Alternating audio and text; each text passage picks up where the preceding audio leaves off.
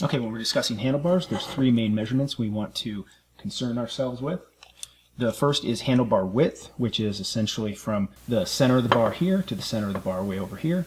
And it kind of determines our hand and shoulder position, obviously. And some manufacturers measure from the center of each tube, some measure from the outside. So we'll have to take that into account. The next two measurements, actually I marked off with green and yellow tape. The first measurement is from yellow to yellow. Now, of course, this handlebar would be positioned like so, but it's easiest to look at it this way and easiest to sort of visualize this measurement. But the yellow measurements are the reach. That's a horizontal distance. That basically tells us how much further out our hoods are going to be, and this is a very quick and dirty, but this is essentially what that measurement is out here is basically from the center of this tube, so we would actually lift this up a little bit to the center of this tube.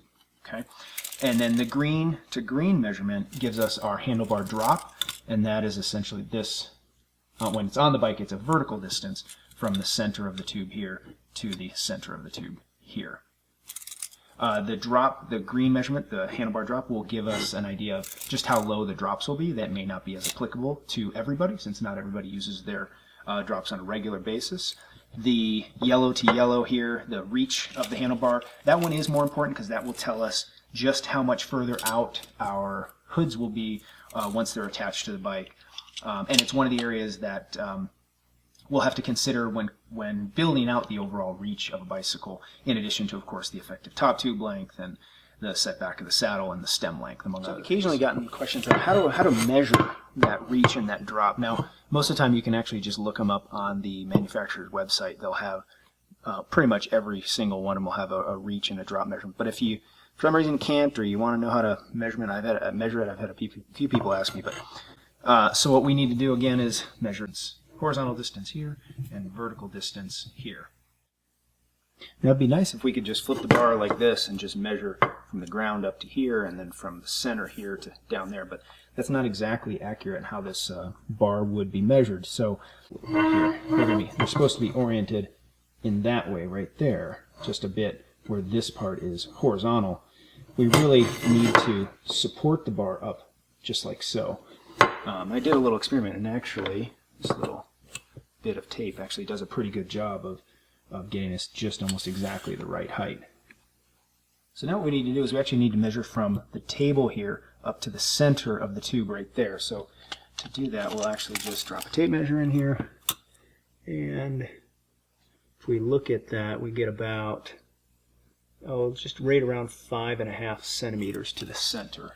And now we're going to take that measurement when we measure out on the sides here. We're going to take that measurement and subtract it off. So now we can measure from the ground, or I should say the table here, up to the center of the tube right there. And looks like we get about 14 centimeters. Now to get the drop measurement, we're going to have to measure from the center here all the way down to here, sort of this. So this vertical distance right here, it's actually horizontal the way it's set, but when the bar is set up, it's going to be a vertical distance here. So what we can do to measure that actually is we can just do a quick and dirty. I'm going to hold this still. I'm just going to drop a little pencil line on this side and this side, try and keeping that as vertical as I can.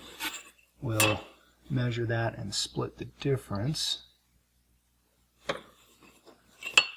And then I can actually line up with that center point as best as possible and follow the tube here, and then we'll measure, and we'll just measure from the center of the tube and try and be as perpendicular as we can. I'm getting a measurement of about 15 centimeters there. So if we take those measurements that we had, where we had from the table to the center here of 5.5 centimeters, from the table to the center here of, actually I measured about 14, I think it was probably more like 13.8, and we subtract those two, 13.8 minus 5.5, and what do we get? 8.3. Did I do that right? I have to check that, so I'll flash it up on the screen if I got that wrong. And if we're measuring this, we just measured one measurement for this vertical distance. That's horizontal the way the camera's sitting, but at 150 millimeters. So about an 83 millimeter reach to the bar and about 150 millimeter drop to the bar. Which is actually kind of a longer drop than most. A lot of times you'll see them come in about 120 to 130 millimeters these days.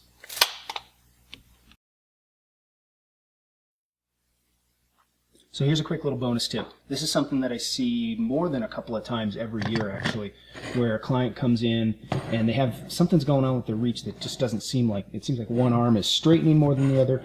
And what it comes down to in some situations, this is of course doesn't happen all the time, but there are a few occasions every year where these hoods are not even on each side. One is lower than the other. And this can cause a twist through the spine, and it can affect how the person sits on the bike even.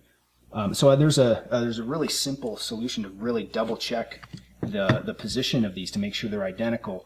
And it's really basic. It goes like this. What you do is you actually have to have the bar off the bike. And this is why most bike shops miss it, because the hoods get put on most bikes before they're shipped to the bike shop. They're already on there, and then all the shop has to do is tape up the bars. And they rarely check this to make sure that they're perfectly equal.